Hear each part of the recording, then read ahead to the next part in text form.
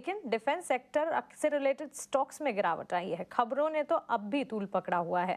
Government जो है नई डिफेंस इंडस्ट्रियल कॉरिडोर्स प्लान कर रही हैं, उनसे जुड़े कुछ अप्रूवल्स प्लान कर रही हैं, एक्टिवली प्रपोजल्स को कंसिडर कर रही है और इसी के चलते डिफेंस क्षेत्र फोकस रेडार पर तो रहेगा ही।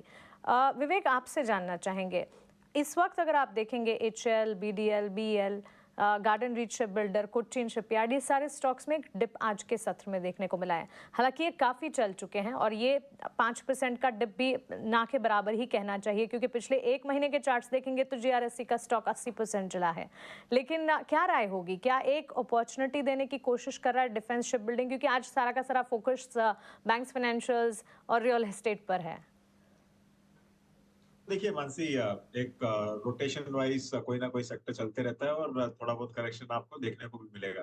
लेकिन डिफेंस भी जब करेक्शन आया था, इनफैक्ट मुझे ध्यान है जब डिफेंस नए नए फंड्स लॉन्च हो रहे थे तब मैं बहुत ही कॉशियस था इस सेक्टर पे, और ईटी राव स्वदेश पे कई बार कहा था कि आप अगर डिफेंस और रेलवेज में हो तो आपको प्रॉफिट बुक करना चाहिए। उसके बाद में स्टॉक्स में करेक्शन आया और वहां पे अच्छा खासा अपॉर्चुनिटी दिख रहा था। अब ऑलमोस्ट सारे के सारे स्टॉक्स समझ लीजिए कि लगभग रिकवरी आपको दिखा चुके हैं।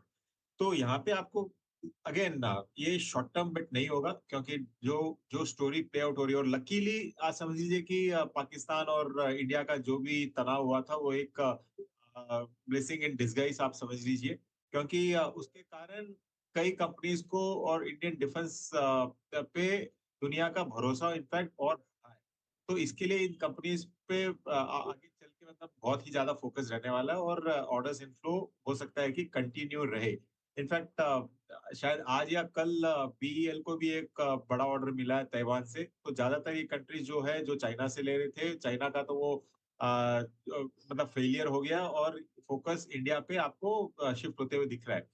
तो बीईएल टाइप कंपनी है, एचएएल है, जो जहाँ पे वैल्यूएशन थोड़ा बहुत करेक्शन हुआ है पीक से, ये कंपनीज पे आपको डेफिनेटली फोकस रखना चाहिए। और मैं तो लॉन्गर टर्म, मतलब लॉन्ग टर्म मतलब यहाँ से आप समझ लीजिए कि 3 साल एटलीस्ट आप अगर दोगे तो यहाँ पे आप कमा के निकलोगे।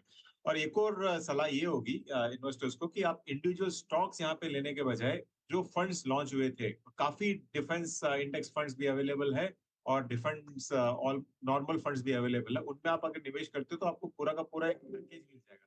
क्योंकि ज्यादातर इन कंपनीज के भाव 4-4 डिजिट में है, और आप थोड़ा बहुत पैसा लेके सब स्टॉक में इन्वेस्ट नहीं कर पाओगे। तो सेक्टर को आप अगर प्ले करना है तो जो डिफेंस इंडेक्स फंड्स है उसमें आप निवेश करिए। आई थिंक वो बेस्ट स्ट्रैटेजी होगी। विवेक, आई सेकंड द थॉट।